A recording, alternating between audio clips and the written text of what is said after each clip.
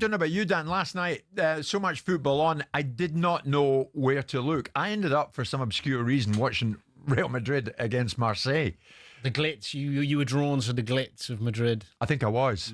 I think I was. I don't know why, but I was. But before that, I did take in Arsenal in the early kickoff. And Arsenal overcame Athletic Bilbao thanks to two goal-scoring subs, Martinelli and Trossard.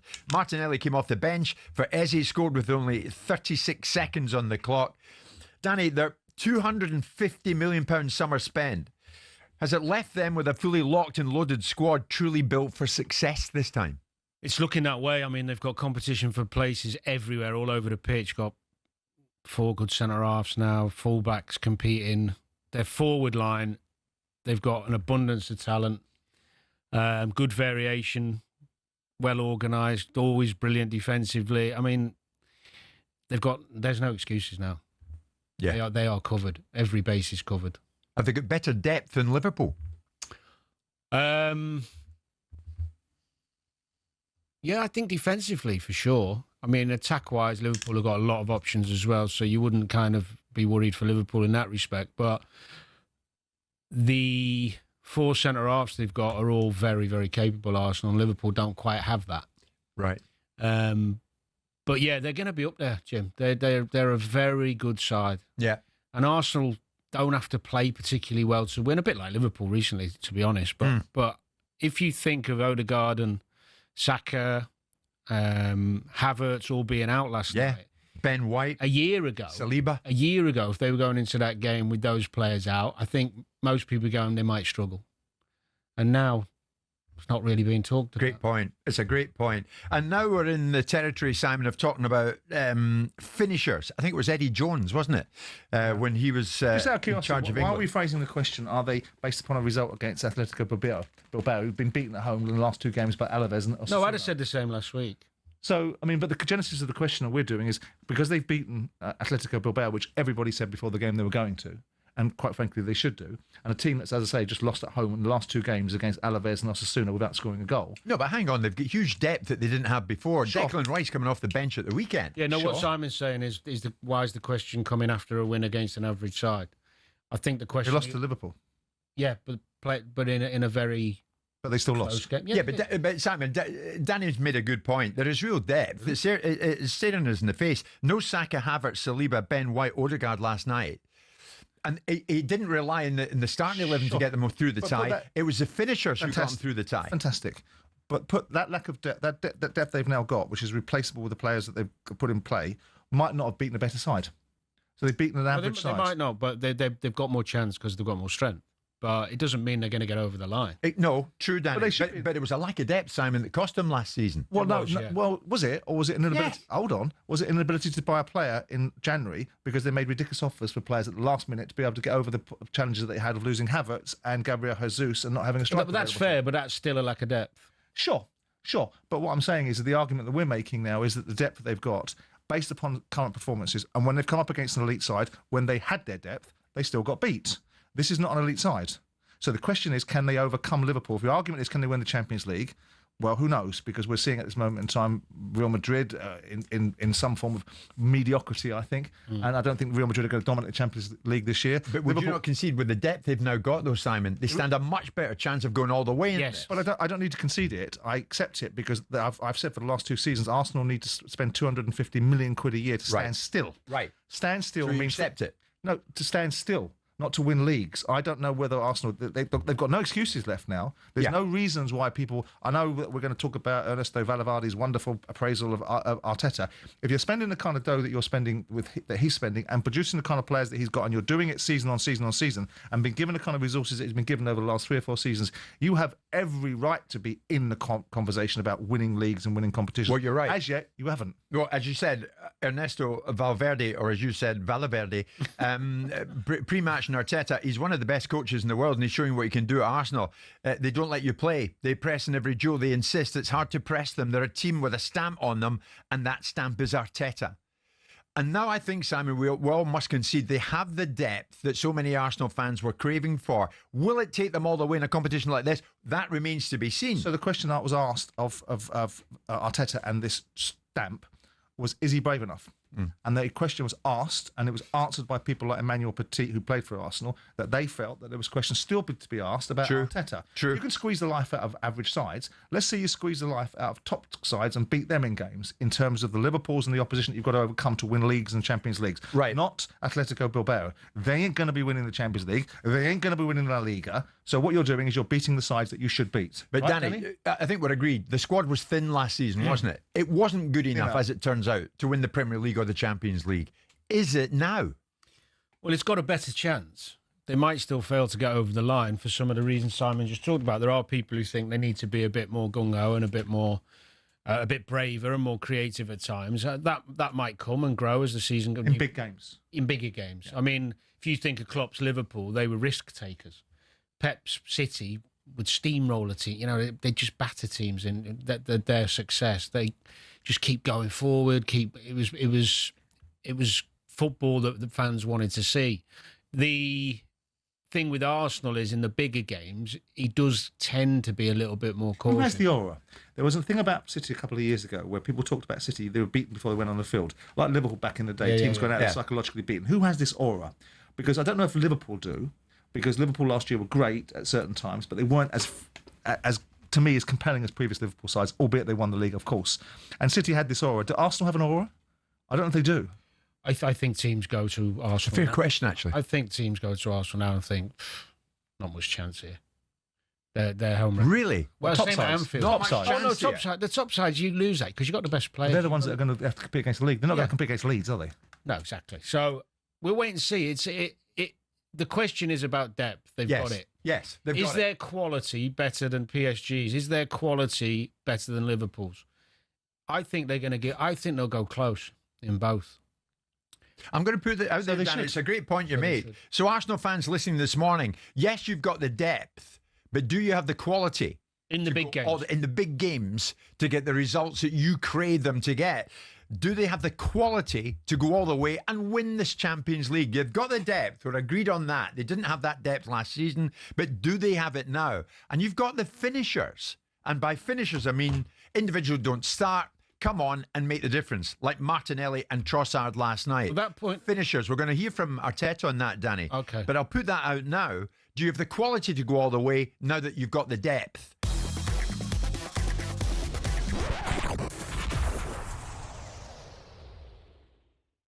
Seems that Jose Mourinho is going to be in at Benfica. Last night, Bruno Lage was sacked after they lost to Karabag, Benfica that is. And now Jose set to return there. And of course, this is what happens in football.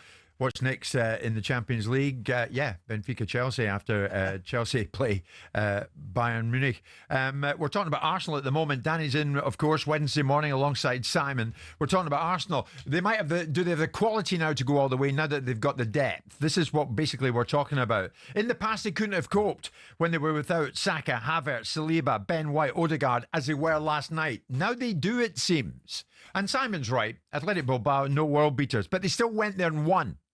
So does that augur well? Many messages coming in, 81089. There's Dave. Arsenal, Jim, no different than last season. Gyökeres is just a flat-track bully. They needed a striker to make a difference versus Liverpool. But I'm not sure it's the right one. Well, we shall see in the fullness of time. But already people are suggesting, the depth is there, but is the quality there? 03717 223344. We'll talk about these finishers that they seem to have with the likes of Martinelli and Trossard in a moment. But I want to go to the phone lines because so many Arsenal fans want to come to air, and that is always good as far as I'm concerned. Arsenal fan Alan, good morning to you, Alan. What do you want to say, mate? Morning, guys. Morning. Good morning. For me, yes, we have the depth and we have the quality. The unfortunate thing is, Gyökeres, for instance, we're making him look bad because we don't play to his strengths. Martinelli looked bad last season, but he's the perfect kind of player for Gyökeres because he attacks and gets it straight across. Last season, he had to keep coming back, which affected his game. We need to learn to play more forward, faster, stop bringing it back.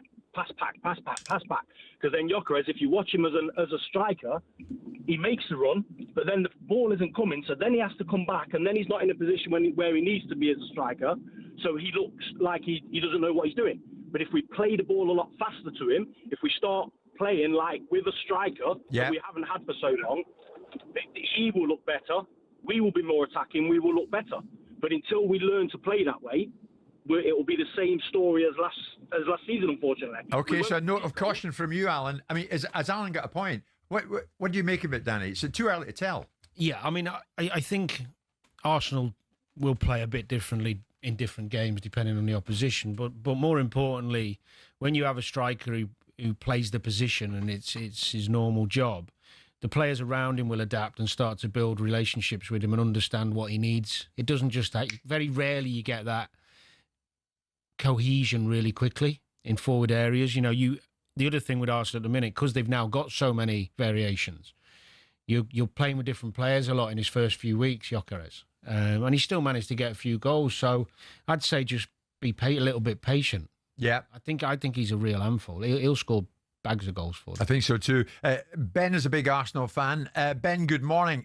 Is this the case now that you've got the depth, all you need is the quality, and then you might go over the line? What do you think, Ben? Absolutely. Listen, last season we didn't lose to any of the top six. You know, our problem was not getting over the line with the teams that we should be beating. We've gone out now. We've got the squad. We didn't have Saka. We didn't have Jesus. We didn't have the last five seasons. The teams. Okay. Ben just walked into the wind. Maybe he made one good point about they did do well against the big teams. Well, a lot of draws, but they managed to eclipse that this season because they've lost them. Yeah, but it's now you think back to last season. A lot of the problems they had early in the season when they kept getting the send-ins off. Do you remember, and drawing and losing games against teams that Toss-up and Declan Rice got sent off, didn't they? Mm-hmm. Yeah. It was a moment, incidentally, Simon, against Liverpool. It was a moment. It doesn't matter. Szoboszlai scored a phenomenal free kick. But that's what wins the leagues. It was a moment. Yeah, but that's the margins. Yeah, they need a moment. When you're at the highest end as Danny will know, there are small margins. And if you can get out of a game like Liverpool and not lose it, then that's what builds you opportunities to win leagues. If you lose, Caller was making a point, we never lost the top six. Whoop-de-doo-dah. Now you have. He's on one. Whoop-de-doo-dah. Whoop-de-doo-dah, Kevin. Big Arsenal fan. Whoop-de-doo-dah. What do you think? You got the quality to go all the way now? Morning, lads. Great show. Thanks a lot. Over here in Dublin. But look, I've been an Arsenal fan for nearly 50 years, and you know, I think I'm excited, really genuinely excited this year with the qualities of the players that have been brought in. I'm excited. I think the squad is as strong as the way the Invincibles were at one stage on paper. And paper doesn't win you things, as Simon will be quick to tell me. But I really think Gyökeres is the striker that we've been missing. Havertz will never be a striker, you know, despite what everybody else thinks. I think that we've got competition for places. I think we're starting to see a mentality around not losing or not throwing their hands up if Saka is missing or Odegaard is missing or even Saliba is missing. Like, you know, who would have seen that last season? And Danny was right. There's huge competition for places, which is great. Martinelli comes on and scores a good goal. Trossard comes on and scores a goal. That's what you want. That's what great teams have. We're still chasing down Liverpool. In fairness, Liverpool haven't clicked and they've won all their games. Liverpool haven't clicked and they scored in the 85th, 86th, 93rd, 95th minute. So that's the benchmark. That's the benchmark that we've got to get to. But I really think Arsenal have it within themselves for the first time in a number of years, certainly since Arteta's reign, to mount a serious challenge. Good call, Kevin. Stick your neck out for me, Kev. The 17th of September, on this day, did you predict it? Will they win the Champions League or the Premier League? Will they win either? Look, I'll put it this way. If they won the Champions League, I'd die happy. If they win the Premier League, I'll be equally thrilled. But to be honest, we've never won the Champions League. And for a club that has the money and the resources and the size of Arsenal to never have won the Champions League is I think it's a bit of underachieving at that level. And I think they were, but for Donnarumma, I know people might argue the contrary, but for me, but for Donnarumma last year against PSG, we'd have made the final. Because I think Donnarumma was just... Oh, just lost Kevin. Kevin, many good points in there. We're going to finish off with Keno, who's a big Arsenal fan, has been waiting patiently. Keno, what's your take on it all with Arsenal? Yeah, my thought on it, I know everybody's speaking about the squad depth, the squad that we have. Just remember, we haven't lost any of our first team players in the summer. So spending over 250 million, we should have that team. And I can't, for the life of me, I can't understand why people believe that Mikel Arteta is a manager who's going to take us over the line. Last night again, he got very defensive.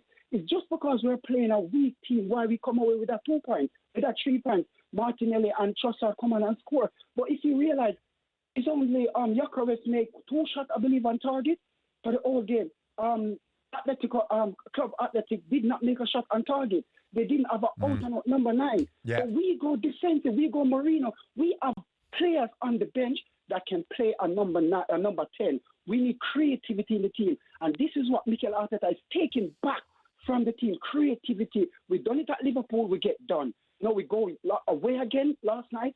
We nearly get done. Not because we win, everybody going to say, Ray, it's not every win is a good Okay, win. Keno. Okay, so Keno's leaning towards he's still too cautious. Well, I think there was a view that last night playing Moreno in 10 rather than Eza, you could have had Martinelli as a 10. I see that. That would have been even at Anfield. You know, that there was things he could have done, but I suppose you're always going to get that when you've got so much talent on the bench. You're always going to get somebody who thinks the team he's picked isn't the one they think or isn't as creative.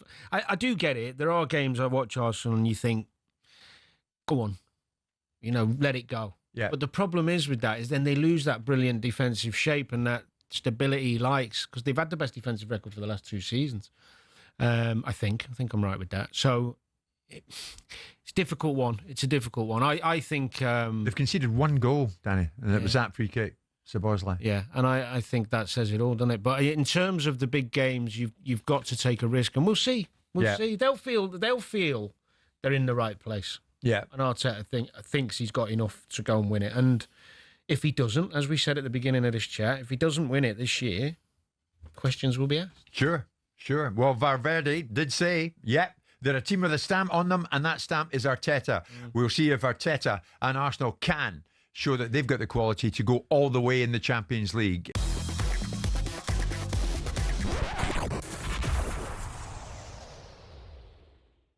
Danny, keen to get your thoughts on this. Raheem Sterling, I don't know if you've seen this. Producer Luke showed me it this morning. It's been quite a reaction of sympathy, largely, towards Raheem Sterling. He posted a picture on Instagram this week of an empty Cobham training pitch. That's Chelsea's training ground. There it is. If you're watching at the moment on TV, you can see it. Highlighting the time of 8:20 at night with the caption, training, alongside a handshake and cold face emoji. Now, Sterling, for those who don't know, hasn't been part of Chelsea's first team plans for some time, remains on the outside looking in, alongside the likes of Axel Disasi and Fofana. Now, Enzo Maresca has been talking about this, the so-called bomb squad, those who are not taking part in training with the main squad. And he spoke to the newspapers. I'm not sure what your take is on what Maresca says here, Danny. He says, they are Chelsea players because they have a contract with the club. At this moment, they're still training apart. The idea is to continue in exactly the same way. Since we started the season, I didn't see one of them.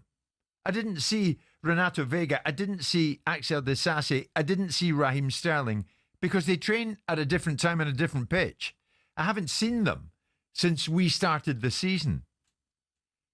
But Enzo, you're the guy that made them the outcast, are you not?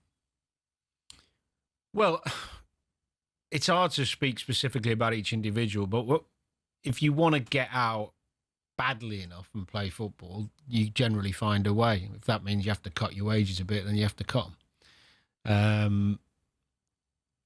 You can look at it both ways because I've had brief times where I've been training away from the squad, and it is tough. It is tough, but let's put in perspective to real life.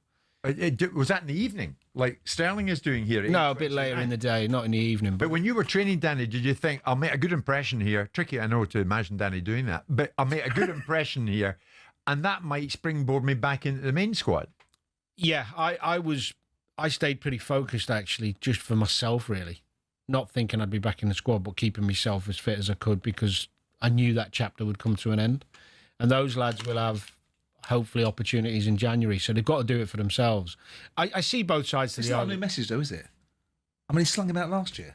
He went out the door to Arsenal, did nothing at Arsenal. Oh, no, you're right. He makes no bones about it. He says, he was asked, is there any way back into the first team for those players, like Disasi and Vega and Sterling? Maresca said, what, with us? No.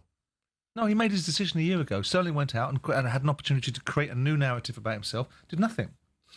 Done nothing particularly for Chelsea to justify the £48 million transfer fee they paid for him. Nothing to justify the £300,000 a week he's on at Chelsea, besides the history of his performances somewhere else. And so now he has a choice, Sterling. But besides putting a picture of himself and only thing that's missing is some violin music behind it, he can compromise himself out of a contract and be prepared to accept less money. So what he's doing now, it would seem, is saying that the money side of things is more important than the playing side. Which is his prerogative. And he might be absolutely fine. So let's pack it in with the sympathy stuff then. Because if anyone is, not us, of course, but in the idea that people are saying if they feel hard done by, or that there's a sentiment of feeling that he should be given an opportunity. He's had opportunities. He didn't do them at Chelsea prior to the manager arriving. The manager made his position entirely clear, which is entirely fair for him to do. If he doesn't fancy Raheem Sterling, he's allowed not to. He went out to Arsenal. Sterling didn't prove him wrong. Didn't prove anybody wrong.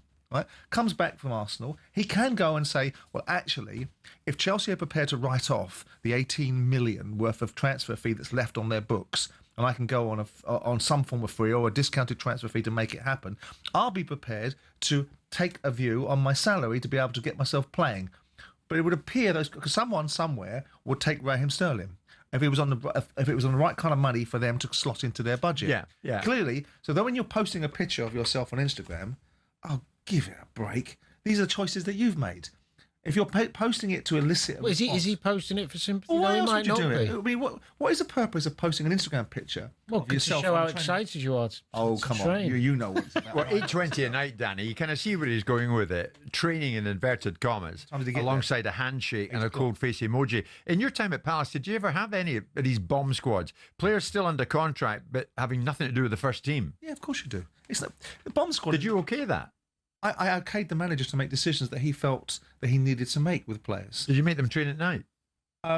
He didn't make them do anything. It's unusual to train. They had a responsibility to train at the times that was conducive with getting the outcomes that was required. To be honest with you, you can care less if they trained or not half the time. It was an obligation upon you, because if you didn't, in come those busy little scrotes, the PFA, that have nothing else to do when it has anything meaningful, saying you've got to have a sporting chance if you don't. To be honest, the other thing as well is he might have been training at night because the first team might have been training at night on another pitch, and he's with the there's no context to it. So what? But the thing is here, Danny, I know he's getting next to no sympathy with them, but Sterling, Disasi and Fofana, well, are they not sitting there at night thinking... What else are they doing? Or is it Vega?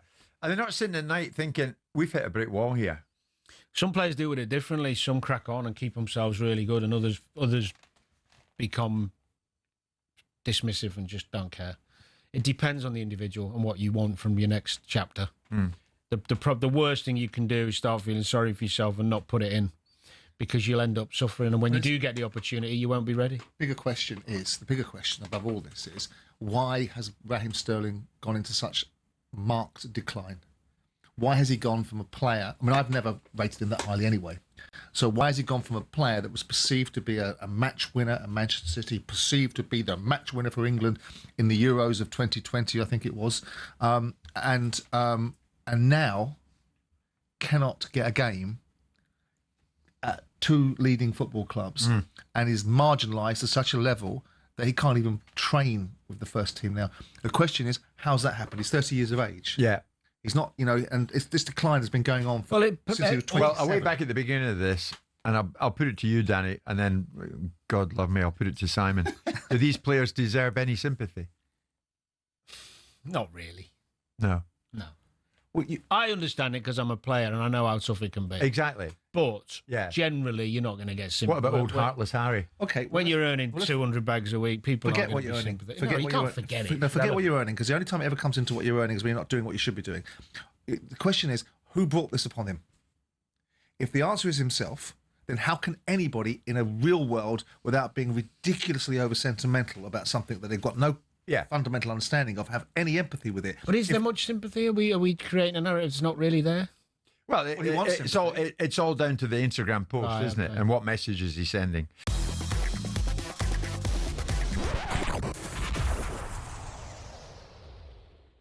5 minutes past 12 noon. It's Jim White, it's Simon Jordan, and it's Danny Murphy, and we are live on talkSPORT. Big week of domestic football, big week of European football as well, of course, and some of the biggest clubs in England in the biggest competition of the lot, the Champions League.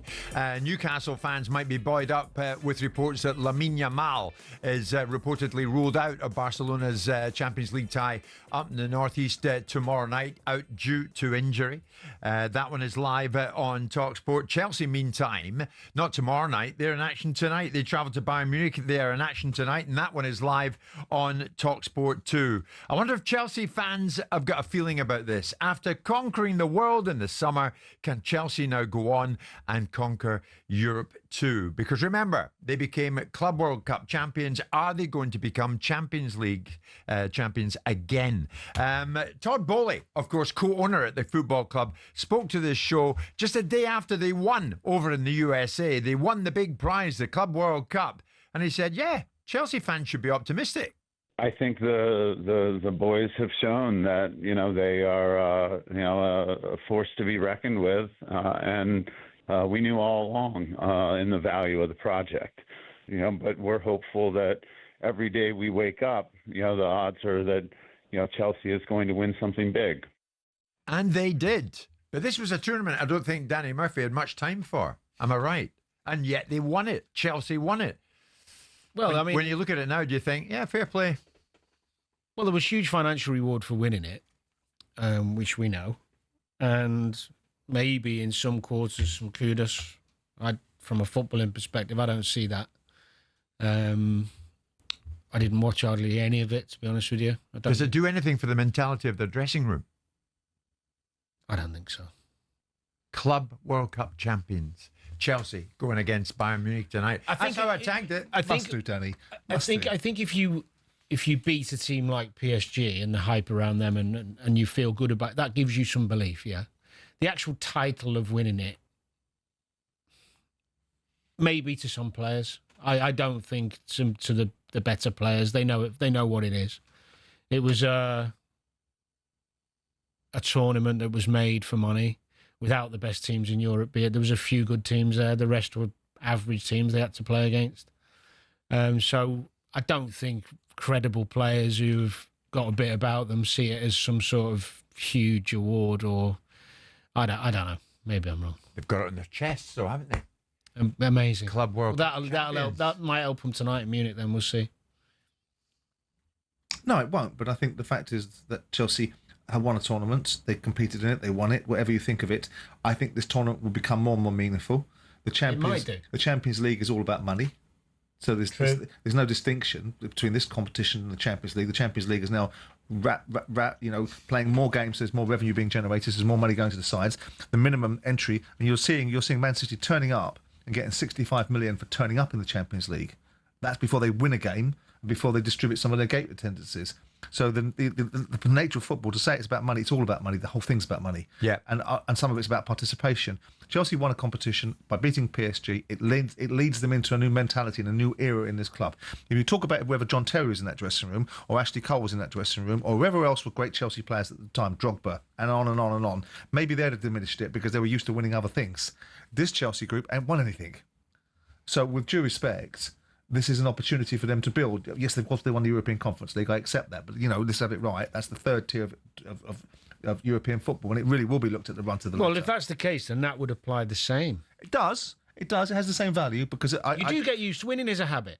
That's for sure. Yeah, and I think some players will benefit from it too. So it has value. To a degree. And it will become a tournament, and it's not going to go away, I suspect. And the only thing that really seeded this tournament in negative thinking was the way that the media campaigned against it for a very long period of time, telling everyone they didn't have broadcast deals, it didn't have this, it didn't have that, it didn't have the other.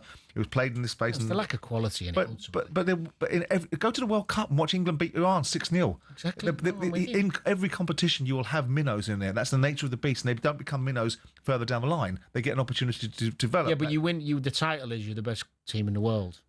The reality is, but sometimes are you the best team? The champions of the best league. When your lot won, the champions of the best league in the world weren't even there. But I get it. But when you won the 2005 European Cup, did anyone turn around and say that you were the best team in Europe?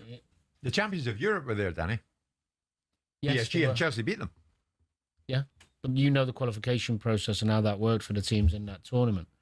It's got to be. I think it would if he changed if you change the remit on the teams that go there and get the best teams there, then it might mean something. But again, the qualification for things doesn't always mean the best team wins. But I think the real thing is that where it was staged is where I disagree with the principle of how you can take it as seriously as you want to. If that competition had been played in Europe, without being played in North America, without having storm warnings and hurricanes and tornadoes in a country... Yeah, Chelsea still had to nonetheless I'm beat not disputing it. I'm talking about the argument that people devalue the currency of it.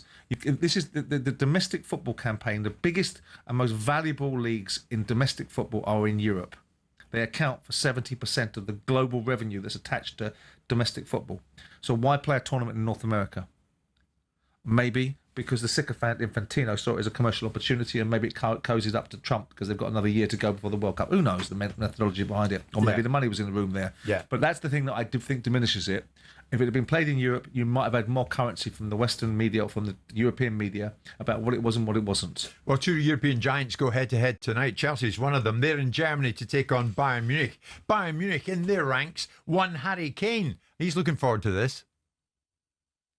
The rivalry was a good rivalry we had, especially early on in my Tottenham career, with the kind of that Pochettino era. And we had a lot of tough games, good games against each other. So, I think playing against Premier League opposition, there's always maybe a little bit more expectation around the game. Obviously, maybe the Chelsea fans don't like me as much. And when we play Arsenal, the Arsenal fans don't like me as much. But that makes me want to play better. That motivates me.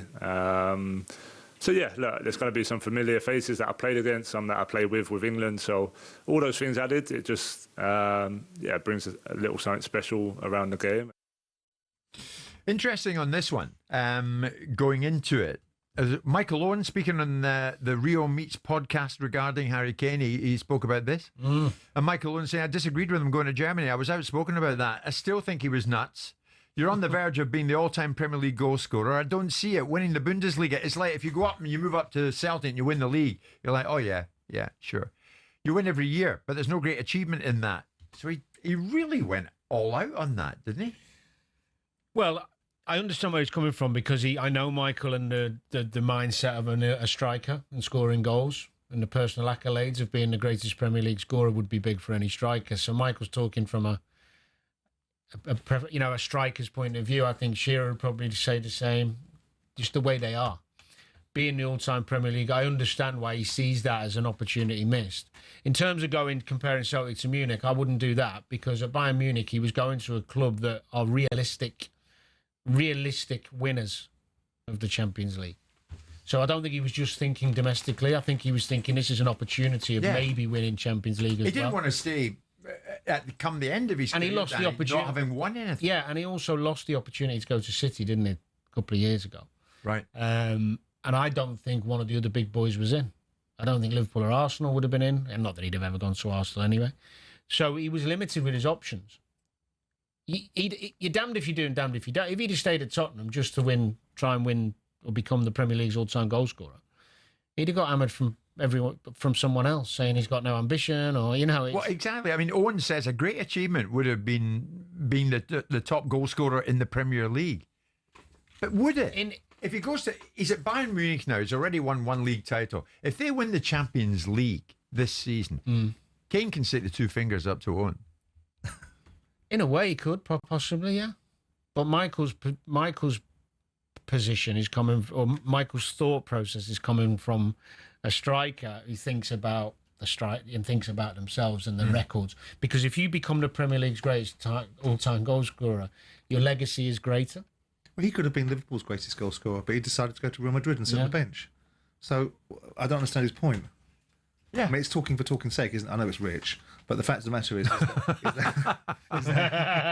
that there's an element of hypocrisy about what he's just said because he made the same decision. He went to Real Madrid because he thought it was an opportunity. He left Liverpool, subsequently burnt the reputation of his, with Liverpool fans, albeit it was burnt worse by him going to Man United, and gave up the opportunity to be Liverpool all-time greatest goal scorer. Which is true. Factually correct, Danny. Yeah, well, that's true. He forgot that when he was trotting out his opinion. I mean, how's Michael? I'm not sure Michael would have ever got to Russia, How's he viewed in and around the football club in and around Liverpool? Well, not particularly well. That's because of Man United, isn't it? Mainly to do with United, yeah. I mean, there's still a good core group of Liverpool fans who remember what he did and how good he was. Yeah. Because when Michael did what he did when I was there, he was one of the best in the world at the time. He won the Ballon d'Or. He was winning games on his own. He was doing things I'd never seen a player that age do. You know, people were terrified of him. He was an incredible footballer. Pleasure to play on the same pitch as him. Made your life easy. You know, I mean, I'd never have an FA Cup winners medal if it wasn't for Michael, because Arsenal battered us till Michael turned it on. So, yeah, I've got a lot of respect for him. I think... Is he a Liverpool legend? Well, not in many fans' eyes, but I think he... In your eyes? Yeah. I think he would be, yeah. Yeah. For what he achieved. Yeah. After Liverpool, instead of Charlton, Tottenham or Fulham, would you have ever gone to Manchester United? I don't think so. No. You don't think so? Well, I'll tell you. I'll tell you a really honest story. When I left Liverpool, when I was told I could leave Liverpool, and when Rafa didn't want me, Everton come in for me, and I spoke to them Moisey, and I couldn't do it. Why? I just didn't want to shatter what I'd already. You know, that I didn't want to do it. Couldn't do it. Something in me stopped. You couldn't do it. No. You didn't have the bottle to do it. Well, you look at it how you want. I didn't do it. But going to a winning culture at Man United might have been more of a lure. Going to a culture at Everton, You'd have looked at it and gone, Man United. yeah, do all my principles. How much am I getting paid and what am I going to win? Okay, yeah, I'm on my way. I'll be right with you.